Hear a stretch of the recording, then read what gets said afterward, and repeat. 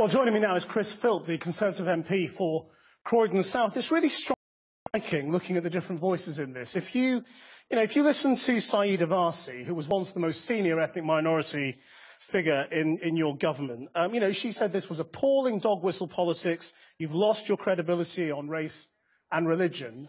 And then you get Michael Fallon coming along and saying, oh, it was just a bit of rough and tumble. Which is it?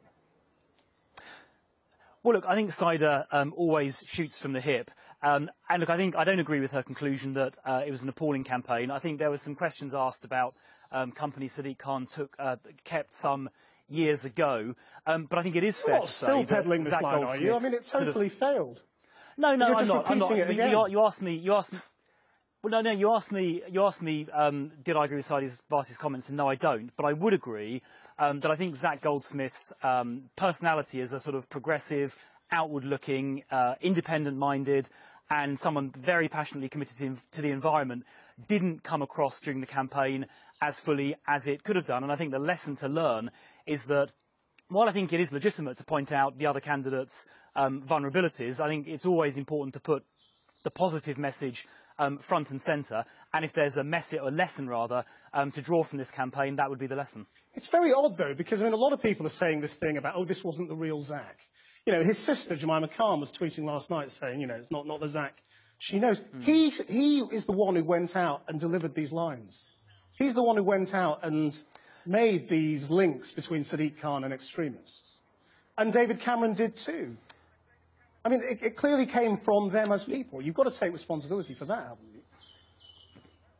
Well, that's a question you'll have to put to him. I think, I know Zach Goldsmith as a backbench Conservative MP. I know his track record as an environmental campaigner.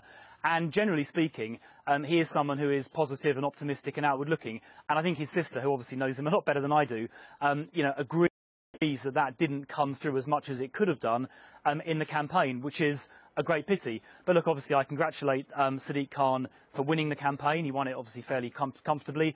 And as a London MP, obviously, I'll work with Sadiq Khan in the interests of all Londoners. And I was very pleased to hear him say earlier today that he would be working in the interests of all Londoners, and I will certainly be joining him in doing that. But do you think this was rough and tumble, as Michael Fallon described it this morning? That's just, it was as if, we always talk nonsense during the campaign.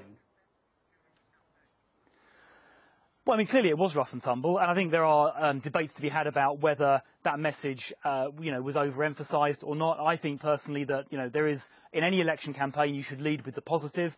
And I think, as I say, some of Zach's very positive attributes, like his independent spirit and his track record on the environment, probably could have been emphasised more.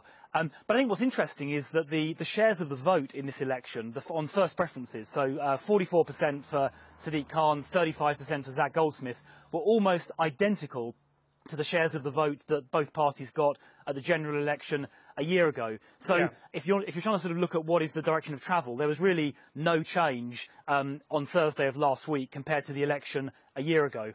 Chris Philp, thanks very much.